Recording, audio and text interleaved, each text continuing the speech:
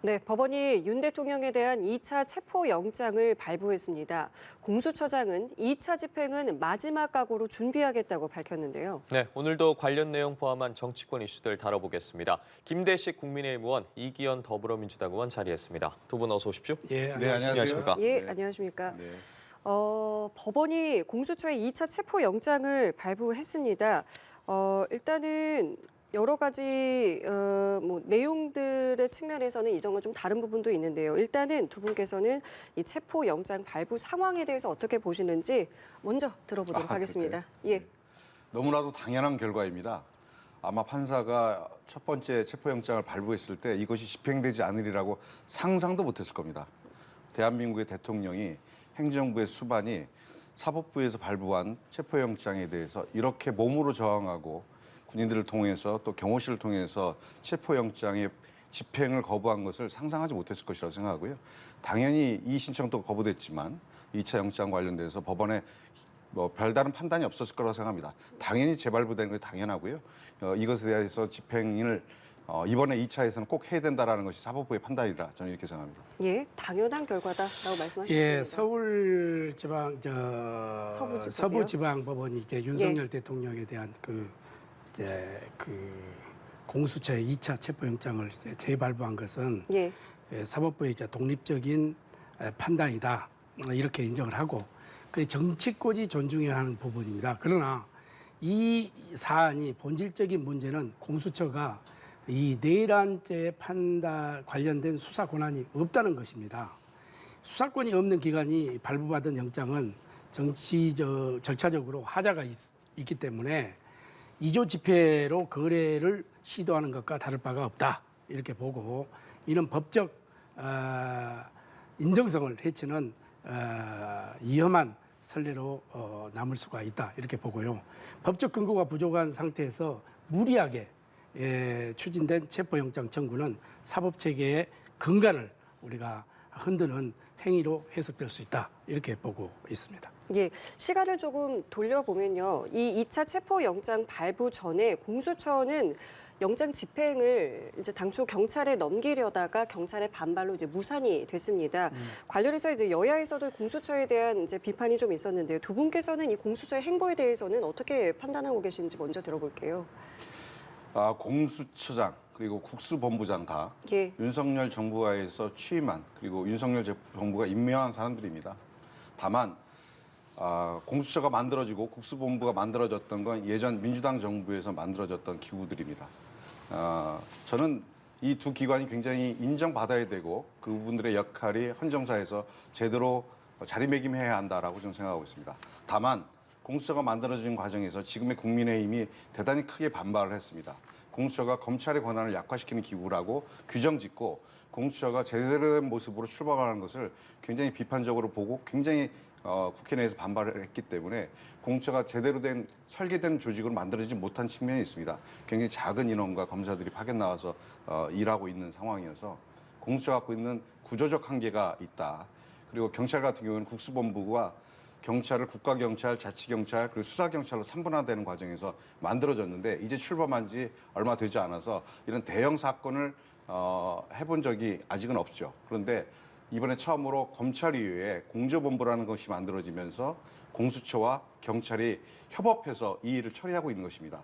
저는 1차 실패에 대해서는 대단히 불만이고 그리고 안타깝다고 생각하지만 저는 국민들께서 이 공수처와 그리고 국수본부에 힘을 실어주셔야 된다라고 생각합니다. 그리고 2차 집행에 있어서 이 두 기관은 정말 조직의 명운을 걸고 이번에 집행이 안 된다고 하면 우리들은 끝난다라는 절체절명의 각오를 가지고 2차 집행에 임해주셔야 한다. 그것이 국가 권력 체계를 정말 민주적 시스템으로 만들려고 했던 국민들의 뜻을 반영해서 탄생한 공수처와 국가수사본부가 정말로 제대로 국민들의 평가를 받을 수 있는 기회를 놓치지 않는 길이다. 저는 이렇게 생각합니다. 김 의원님께서는 앞서 공수처가 내란죄 권한이 없다라고 말씀해 주셨는데 그럼 집행까지의 과정은 어떻게 그렇습니다. 보셨습니까? 이제 공수처가 경찰의 이제 체포영장을 집행을 좀 하려다가 예. 경찰에 이제 거부에 부딪힌 거 아니겠습니까? 공수처의 이제 법적 권한이 좀 부족해서 무리한 수사 방식을 좀 이렇게 적나라하게 드러낸 이건 사건이다 이렇게 보고요. 경찰이 영장 집행을 거부한 것은 공수처의 집행 지휘에 법적 근거가 부족하다는 판단에 따른 것이다. 이렇게 지금 보고 있습니다. 헌정사상 초유의 대통령에 대한 체포영장 집행입니다. 예. 수사권도 지휘 권한도 없는 기관이 대통령을 체포를 시도하려는 것은 옳은 행위다. 그리고 법적 혼란과 국민적 불신을 초래할 것이다. 이렇게 보고 공수처는 수사에 앞서서 스스로의 이 법적 지위의 한계를 명확히 이렇게 드러냈다는 것을 인식하고 신중하게 이것을 처리해야 된다. 저는 이렇게 보고 있습니다. 예, 알겠습니다. 그리고 앞서 잠시 언급해 주신 것처럼 오동훈 공수처장도 이번 2차 집행은 마지막 각오로 임하겠다는 입장을 밝혔습니다. 네. 그러면서 뭐 여러 취재진들의 질문이 있었고 1차 체포영장 집행 때와는 다르게 이 영장 유효 기간은 확인해 주지 않았습니다. 네. 당시를 좀 생각해 보면 뭐 일주일이었고 7일이었고 네. 그렇기 때문에 체포영장 집행 시도가 한 차례 불발된 후에 이제 하루 남았다, 이틀 남았기 때문에 뭐 오늘 하지 않겠냐 이런 예측들이 계속해서 나왔는데 이번엔 그 기한을 확인해 주지 않았거든요. 그 배경 어디서 찾아야겠습니까? 아까도 말씀드렸습니다만 사법부 입장에서 대통령이 영장을 거부하리라고 상상을 못했을 겁니다. 그래서 2차 영장의 기한을 명시하지 않은 것은 최소 7일, 저는 최장 6개월까지 생각하고 있습니다. 영장이 집행되는 것은 사법부의 헌법 체계상의 고유한 권한입니다. 이것을 행정부가 거부할 수 없고요. 이것 관련해서는 기밀주의도 있습니다만 영장 집행이 언제 어떻게 진행될지를 사전에 판단하기 어렵게 함으로써 영장 집행의 효율성을 높이려고 하는 사법부의 판단이 있었다라고 생각하고요. 아까 김대식 의원님 말씀 주신 거에서 한마디만 좀 첨언하자고 하면 예.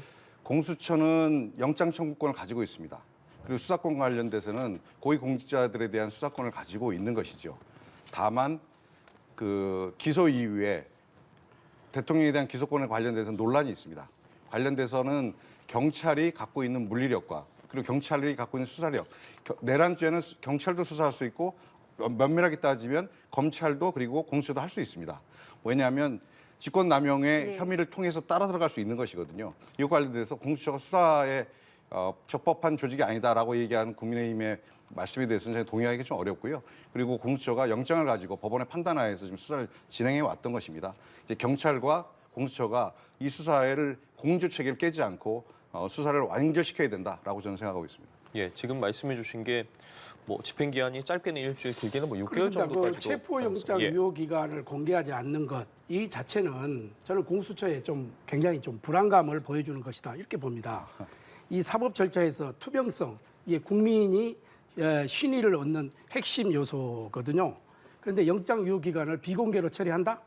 이것은 여론의 비판을 피하고자 하는 이런 회피성 조치로밖에 해석을 할 수 없다 이렇게 보고요. 공수처 스스로 수사의 정당성에 대한 확신을 가지지 못하고 있는 이런 발상이 아니냐 저는 이렇게 보고 있습니다. 예.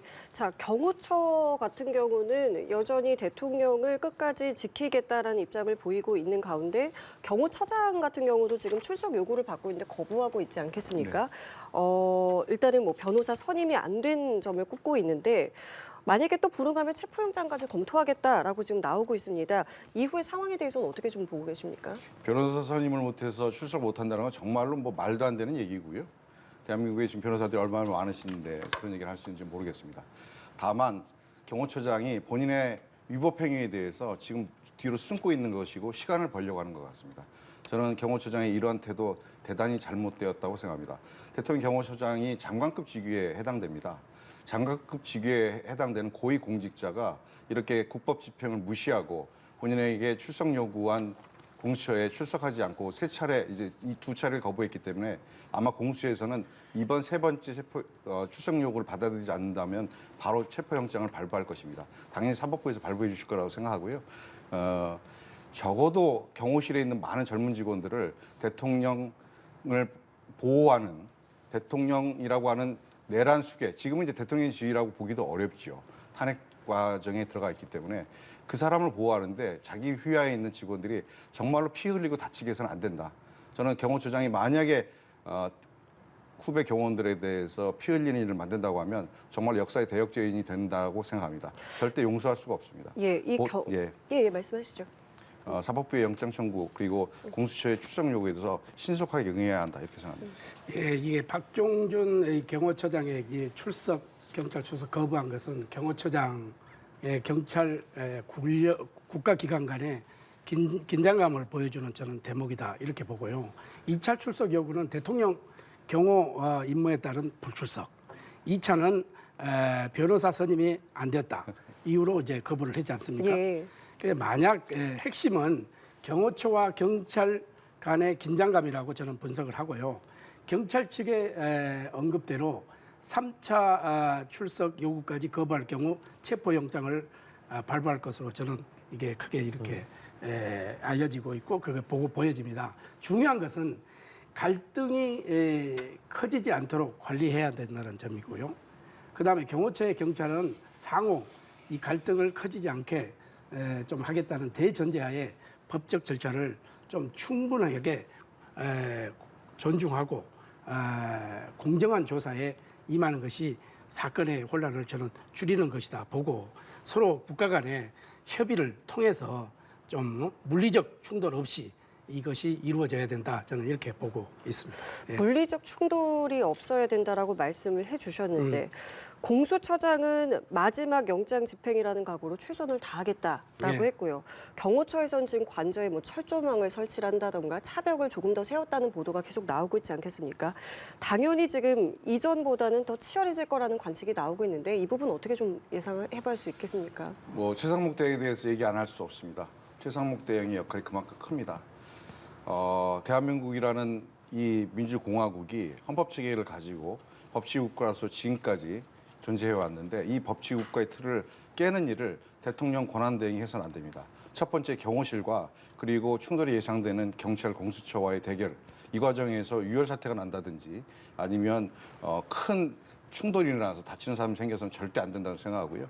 최상목 대통령 권한대행이 이 문제에 관해서 첫 번째 가름말을 탈 그럴 위치에 있다고 생각합니다. 이 일을 정치행위, 정치적 충돌로 이렇게 치부해서는 안 됩니다. 이건 분명한 헌법질서상의 법집행입니다. 법집행을 대통령 권한대행이 이걸 인정하지 않고 두 기관에게 맡기고 충돌을 방치한다. 이거는 있어서는 안 되는 일입니다. 이 일을 방치하는 최상목 대행 절대 저희 민주당도 그렇지만 국민이 용서하지 않을 것입니다. 지금이라도 당장 최상목 대행은 마이크를 잡고 기자회견하고 공정한 법집행 그리고 사법부의 준엄한 법집행에 경호처가 순응하고 그리고 내란 속에 윤석열이 체포영장을 받을 수 있도록 협조해야 한다. 저는 이렇게 생각합니다. 이 첫 번째 단추가 최상목에게 있는 것입니다. 예, 그리고 경호처도 예. 마찬가지로 이런 적법한 법집행에 경호법을 따져서 저항하고 있는데 절대 그렇게 해서는 안 되는 일입니다. 사법부에서 발부한 영장을 어떻게 경호처가 거부할 수 있습니까? 저도 우리 이견 의원님의 말씀에 일부는 동조하고 일부는 조금 가는데 민주당에게 제가 요구하고 싶은 것은 최상목 대행을 흔들기를 조금 자제를 좀 해달라. 그리고 이런 물리적 충돌에 이것은 최상목 대행이 절대적으로 이제 이 관여를 해야 된다고 생각합니다. 앞으로 이 상태에서 만약에 하나의 불상사가 일어날 경우에 국민들의 저항이라든지 국민들의 이런 비판 이런 것은 굉장히 이게 분노에 차오를 수가 있거든요. 그래서 예. 최상목 대행께서 이런 부분은 관계기관들을 다 불러가지고 적절하게 좀 협의를 하고 이런 과정, 법적인 절차를 따라서 행할 수 있도록 하는 것이 저는 도리다 이렇게 생각을 합니다. 예. 지금 어쨌든 최상목 대행에 대한 이야기가 나왔는데 최 대행 같은 경우에 공수처의 독립성을 보장하도록 하는 규정 때문에 뭐 여전히 경호권의 지휘권을 이제 발동할 수 없는 입장이다라고 내놨습니다. 그 내용을 좀 살펴보자면 이 공수처법 3조 3항입니다. 이 대통령 비서실의 공무원은 공수처의 사무에 대한 요구, 지시, 의견 제시, 협의 등을 해서는 안 된다라고 규정이 돼 있는데 민주당에서 어쨌든 이것과는 별개다. 이 내용에 당연하죠. 해야 된다라고 주장을 하고 있는데 그 내용에 대해서 조금 더 여쭤보겠습니다. 공수처는 영장을 청구한 기관이고요. 영장을 발부한 곳은 사법부입니다. 공수처의 고유 업무와 전혀 관계가 없습니다. 그 법 집행과 관련돼서 최상목 대행이 공수처의 업무에 대통령 권한대행이 관여할 수 없기 때문에 자기가 입장을 낼 수 없다. 정말로 거짓말입니다. 이거는 손바닥도 아니고 손가락으로 하늘을 가는 것과 똑같습니다. 그런 일 말장난에 불과하고요. 있을 수 없는 일입니다. 최상목 대행 지금이라도 발부된 영장이 신속하게 집행되고 헌법 체계가 유린되지 않도록 더 이상 유린되지 않도록 정말로 경각심을 가지고 그리고 지휘를 해야 된다 이렇게 생각합니다. 이러한 민주당의 입장 어떻게 그러니까 이제 이 3조 사망에 대한 문제가 아니겠습니까? 최상목 예. 대행은 원론적인 지금 이야기를 하고 있는 거예요. 법대로 지금 하고 있는 거예요. 저는 이제 그것보다도 민주당이 이제 최상목 대행을 직무유기로 또 고발하는 것은 또 여러 가지로 정치적 탄핵이고 인질극의 연장이다. 저는 이렇게 보고요.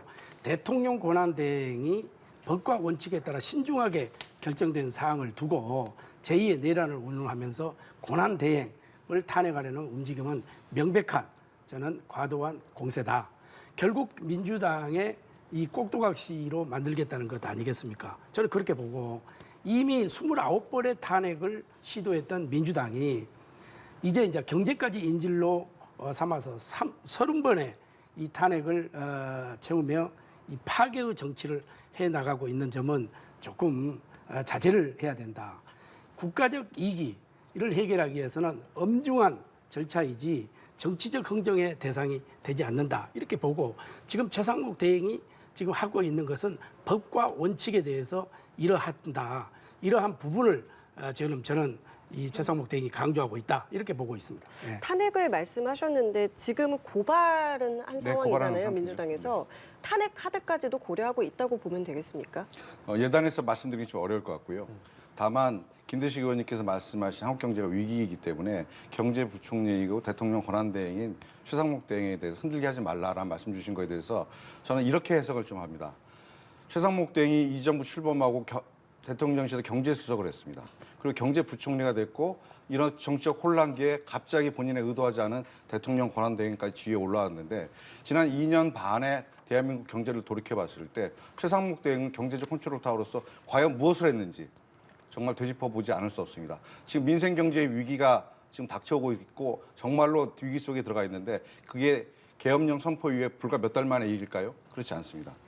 저는 최상목 대행이 오버해서는 안 된다고 생각합니다. 최상목 대행은 법을 집행하는 대통령 권한 대행입니다.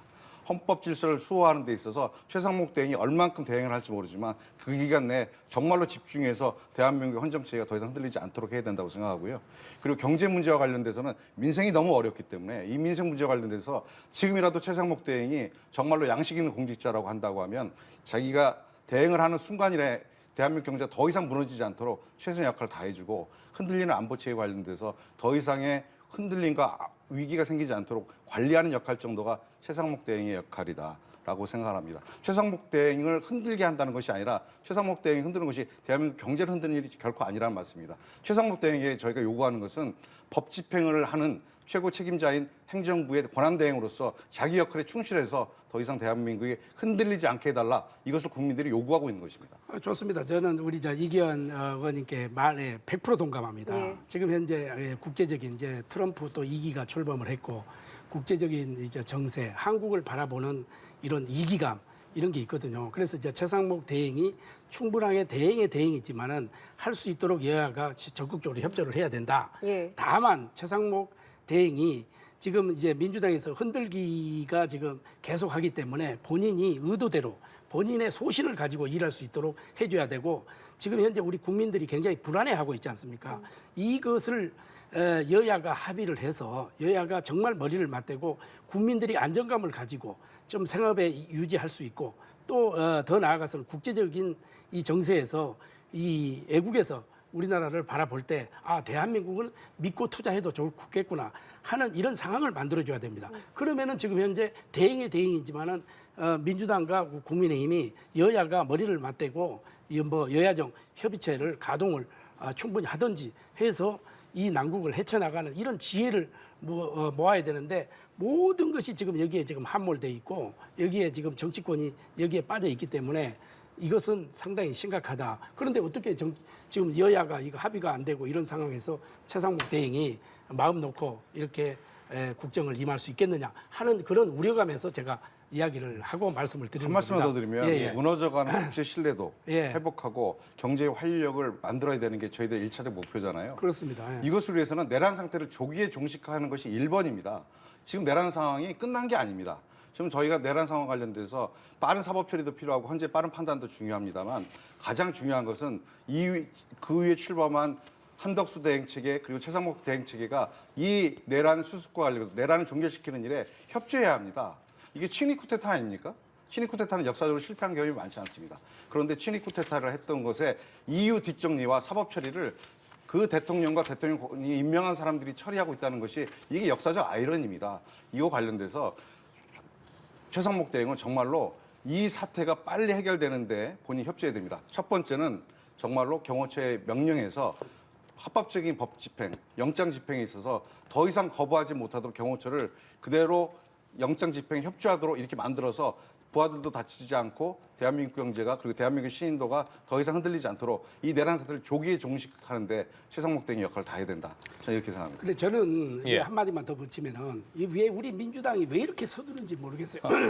이 법적인 절차가 있지 않습니까? 최소한의 반론권도 제시해야 되고 변호사도 선임해야 되고 또 거기에 대한 검토 시기도 있어야 되고 이런 건데 지금 민주당이 너무 지금 이게 바쁜 거예요. 이것은 여러 가지 현안 문제도 있겠지만은 실질적인 우리 이재명 대표의 지금 사법 리스크 문제 이런 여러 가지 현안이 있기 때문에 이것이 판단이 되고 이전에 빨리 이게 처리하자는 그런 의도밖에 볼 수가 없다 이렇게 저는 봅니다. 이재명 대표의 재판이 어제 오늘의 일이 아닙니다. 5가지 재판을 받고 계시고 오랜 기간 지금 사법적 절차를 밟아오고 있습니다. 지금 이렇게 윤석열 대통령의 내란 사건으로 인해서 헌재 심리가 지금 진행되고 있고 그리고 영장이 청구돼 집행되고 있는 것은 불과 한 달 내외의 일입니다. 이것 관련해서 두 개를 이재명 대표의 재판에 물타기하거나 이재명 대표가 대선에 나가는 것에 대해서 민주당이 이 내란 사태를 이용하고 있다라고 얘기하시는 건 대단히 잘못된 판단이시고요. 이 내란 사태를 일으킨 누굽니까? 대통령이고 대통령이 소속된 국민의힘이 이 내란 사태의 첫 번째 책임이 있는 것입니다. 44명의 국회의원들이 지금 영장이 집행되는 1차 영장 집행되는 마지막 날 한남동 관제 앞에서 스크럼을 짜고 영장 집행을 같이 막아내는 것 저는 용서받을 수 없는 행위라고 생각합니다. 어떻게 입법부의 구성원들이 사법부의 영장을 막아내는 일에 앞장을 섭니까? 대한민국 헌정 질서를 무시하는 일입니다. 상공분립국가이고 민주공화국인 대한민국의 국채를 흔드는 일입니다. 저는 국민의힘이 이렇게 해서는 안 된다고 생각합니다. 43명의 이름 저희도 정확하게 기억할 겁니다. 아니 지금 이제 44명이 이제 그 관저 앞에 갔잖아요. 예. 이것은 정말로 윤석열 대통령을 지키기 위한 것이 아닙니다. 아니고 지금 현재 법원이나 검찰이나 하여튼 경찰이나 공수처나 이것을 정당하게 법 집행을 해달라는 국민의 목소리를 대변하러 간 것이지 단순하게 이제 윤석열 대통령을 지키기 위한 것이 아니다 이렇게 보고 헌법기관인 300명의 국회의원 중에서 44명 국민의힘이 거기에서 자발적으로 자기네들이 간 겁니다. 이게 당론으로 채택된 것도 아닙니다. 그 말씀 있습니다. 그것은 이해를 해주시고 네. 또 이 절차적인 그것을 헌법적으로 법리적으로 이렇게 정당하게 해달라는 국민의 목소리를 전달하러 갔다 이렇게 저는 합리적인 보시면 김대식 됩니다. 의원 말씀 맞는데요. 그렇다고 하면 국민의힘 의원들이 12월 3일 날 계엄령이 선포돼서 국회에서 계엄령 해제를 의결하려고 하는 순간 다 들어오셨어야죠. 들어와서 이 불법적인 쿠데타를 막아주셨어야죠. 거기서부터 출발하셔야 된다고 생각합니다. 하지만 못하셨어요. 그리고 나서 지금 영장이 청구돼서 내란의 수계로 법원의 판단하에서 나와 있는 영장을 거부하는데 행동대원으로서 동원되는 저는 이런 국민의힘 의원들 절대 있어서는 안 된다 이렇게 생각합니다. 예, 참 말씀드려요. 제가 그날 현장에 있었기 때문에 실질적으로 예. 들어갈 수가 없었어요. 사실은 우리가 계엄이 잘못됐다는 것은 우리 108명의 전체 국회의원들이 다 동의를 하는 겁니다. 그럼 해제를 하려고 하면 들어갔잖아요. 들어갔는데 그 벽을 넘을 수가 없었고 그 국회의사당에 진입을 할 수가 없었습니다. 제가 현장에 있었습니다. 네, 맞습니다. 그런 점은 우리가 해제를 안 하기 위해서 일부러 이렇게 했다. 이것은 굉장히 오해고 그 현장에서 직접 상황을 전개를 다시 유추해 보면은 들어갈 수 없는 상황이어서 들어가지 못했다. 이것을 우리 국민들이 좀 이해를 하고 알아주셨으면 지금 좋겠습니다. 이 방문과 관련해서 영장이 다시 발부된 상황이잖아요. 예. 언제라도 다시 집행이 될 수 있는 상황이고요. 당 내에서는 일단 개별 의원들의 행동이라고 이제 선을 긋은 거 아까 말씀해 주셨는데 또 다시 집결할 가능성도 그럼 있다고 보면 되겠습니까? 그래서 이 영장이 지금 오늘 중으로도 좀 이제 집행을 할 수 충분히 있는 가능하죠. 가능성이 있는 거 아닙니까? 그래서 예. 오늘 일부에서는 오늘 오후 2시에 우리가 본회의가 있는데 이 본회의 이 시기를 맞춰서 이게 좀 영장을 집행하려고 하는 거 아니냐 이런 시중에 도는 이야기도 있어요. 예. 그것은 지금 현재 영장이 집행이 되고 안 되고 이런 차원을 떠나서 우리 국회의원 우리 44명뿐만 아니라 국민의힘 108명의 국회의원들은 정당하게 적법한 절차를 밟아서 집행을 해라 하는 것입니다. 예. 알겠습니다. 자, 그러면 조금 전에 헌재 관련해서 두 분께서 이야기를 해주셨던 부분에 대해서 의견을 조금 더 구체적으로 여쭤볼게요. 일단 이제 국회 탄핵소추단에서 이 내란죄를 철회하는 것을 두고서 지금 국회에서도 의견들이 많이 있고요. 또 윤 대통령 측에서도 이 부분에 대해서 입장을 냈는데 두 분께서는 어떤 입장 갖고 계신지 먼저 들어보겠습니다. 아주 간단하게 말씀드리면 예. 헌재는 헌법재판소입니다. 그리고 법원이 아니에요. 그러니까 위법 행위를 판단하는 게 아니라 헌법을 위반한 것에 대해서 판단하는 기구입니다. 그래서 지금 발부된 영장 헌재에 올라와 있는 것 관련돼서 예. 헌법 위반을 했는지 여부만 판단하면 헌재가 되는 것이지 그것에 대한 위법 행위 관련돼서는 1심, 2심, 3심까지 가는 대법원의 사법 체계가 있는 것입니다. 그래서 이 문제 관련돼서는 민주당은 신속한 헌재의 심리가 이루어지는 것 관련돼서 예. 저희들이 협조해야 되고 그것 관련돼서 저희들이 내와놨던 내용들을 이제 내란죄 법 위반 혐의에 대해 관련돼서는 예. 행위와 관련된 것을 저희가 중심으로 해서 보고 있는 것이고요. 이것이 지금 헌재가 신속하게 판단하는 데 있어서 중요한 문제다 이렇게 생각하고 있습니다. 지금 저희 그래프에도 나오고 있는데 윤 대통령 측에서는 이와 관련해서 어떤 입장을 지금 내고 있냐면요. 네. 내란죄를 철회하는 거는 소추 사유의 80%가 철회된 거다. 각하돼야 된다라고 주장을 하고 있거든요. 관련해서는 어떤 입장이십니까? 내란 행위가 중요합니다. 내란 죄에 대한 판단은 본 법원에서 할 텐데 지금 헌재에서 할 수 있는 것은 이것이 죄가 아니라 내란 행위와 관련돼서는 신속하게 이것이 헌법을 위반한 것인지 여부를 판단하는 것이 제일 빠른 문제고요. 이 상황이 길게 판단할 문제는 절대 아니라고 생각합니다. 정리하자면 예. 예. 제 국회 탄핵 소추단이 예. 내란죄를 철회한 것은 탄핵 소추단의 법적 근거가 부족하다 이런 것을 민주당 스스로 인정한 꼴입니다. 자, 탄핵 소추안의 80%를 차지하는 내란죄를 처리한 것은 짜장이 없는 짜장면입니다. 그렇지 않겠어요? 탄핵 소추 자체가 각하되어야 하고 국회는 탄핵 소추안에 대해서 새롭게 논의하고 표결을 해야 된다 하는 것이 우리 국민의힘 생각입니다. 탄핵은 국정 혼란을 해소하기에 최후의 수단이지 정치적 도구로 사용해서는 안 된다. 이렇게 지금 말씀을 드리고 싶습니다. 예. 국민의힘의 입장에 대해서는 여전히 지금 그러니까 헌법 위반이 더 중요하다. 그 부분을 신속하게 봐야 된다라는 것이 말씀이신 거죠? 네, 맞습니다. 자, 지금 예, 말씀해 주시죠. 네. 지금 저희들이 가지고 있는 헌법재판소가 출범한 지가 30년이 넘었습니다. 헌법재판소의 기능이 있는 것입니다. 헌법에 대한 판단을 하는 것이지 유무죄와 관련돼서 판단하는 것은 아닙니다. 그리고 신속하게 헌법의 정신이 제대로 집행되는 것을 판단하는 것이고요. 그래서 저희들이 헌재에 올라가 있는 내용들 관련돼서 행위와 관련된 내용들을 가지고 이것이 헌법을 위반하는 행위죄와 관련돼서 판단을 하는 것이고 헌법재판소에서도 이 문제와 관련돼서 의견을 냈고 이 문제와 관련돼서 저희들이 의견을 바꾼 것이지 저희가 이 행위 자체가 헌법 위반 법리적으로 맞지 않다 이 얘기는 저는 국민의힘의 주장에 절대 동의할 수가 없고요. 저희들이 가지고 있는 생각은 헌법 위반 행위와 관련돼서는 헌법재판소가 판단하는 것이고 관련된 법률 위반 관련돼서는 법원의 판단이기 때문에 이 문제와 관련돼서는 저희들이 신속한 판단을 위해서 그렇게 판단한 것이다 이렇게 말씀드립니다. 그런데 왜 그러면 80% 이상의 이게 지금 이 탄핵 소추안에 이게 내란죄가 들어있는데 왜 이것을 뺀 그런 겁니까? 이것은 지금 이거를 빼고 나면 제가 이야기했지만은 정말 이거 짜장이 없는 짜장면밖에 되지 않습니까? 뭐로 지금 판단을 한다는 겁니까? 내란죄로 해가지고 80% 이상이 여기에 포함이 돼 있는데 왜 이거를 빼냐고? 내란죄를 빼자는 게 내란 행위를 판단하는 것이 헌법재판소의 역할입니다. 헌법재판소가 신속하게 판단하는 데 있어서 혼란과 시간에 길어지는 것을 막겠다는 것들이 저희들의 생각입니다. 헌법재판소의 요구도 그런 것입니다. 예. 그러니까 그걸 빼고 나면은 다시 국회에서 재논의를 해야 되지 않겠습니까? 재논의를 해서 이게 가번에 판단을 해서 다시 올려야 되는 것이 아닙니까? 아이, 그런 그렇지 점은 않죠. 어떻게 생각하십니까? 네. 예. 헌재에서는 지금 말씀하신 것처럼 이 부분은 재판부가 이제 판단할 사항이다라고 입장을 내놨습니다. 그럼 이 부분에 대해서는 어떻게 보고 계세요? 그거는 지금 현재 행위 자체가 예. 저는 그래도 좋아요. 그런 건 좋은데 예. 행위 자체가 80% 이상의 지금 내란죄로 적시가 돼 있는데 예. 이게 빠져 있기 때문에 이 부분은 국회에서 재논의를 거쳐서 다시 가야 된다 하는 것이 우리 당의 주 입장이다 이거죠. 알겠습니다. 예, 알겠습니다. 여야가 이렇게 첨예하게 대립하고 있는 부분도 있고 오늘 또 국회 본회의에서 내란 특검법, 김건희 여사 특검법이 재표결에 붙여집니다. 본회의에서 이번에 붙여지게 되는 재표결 결과에 대해서는 좀 어떻게 전망하고 계시는지 먼저 좀 여쭤보겠습니다. 일단 국민의힘 의원들께서 다 들어오셔서 그래도 입장을 해주시다니 다행이고요.